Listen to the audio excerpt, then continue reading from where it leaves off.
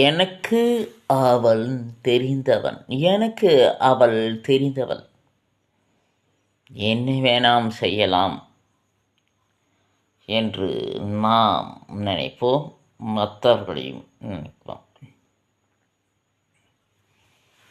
இந்த வார்த்தை நல்ல வார்த்தையா?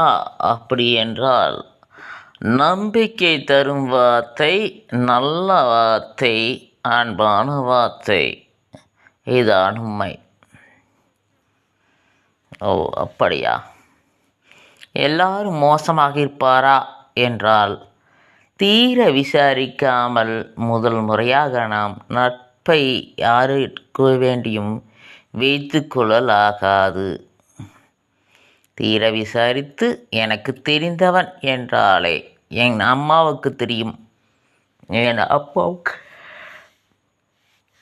தெரியும், எல்லாத்துக்கும் தெரியும், எனக்கும் தெரியும்.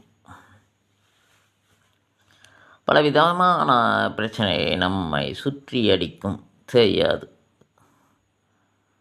தெரிந்து மெதுவாகவும் நிதாவும் நேக்காகவும் சில விஷயங்களை கையாண்டு வாழ்க்கையில் மிகப்பெரிய வாழ்த்துக்கள் என்றும் பிரகாஷ்.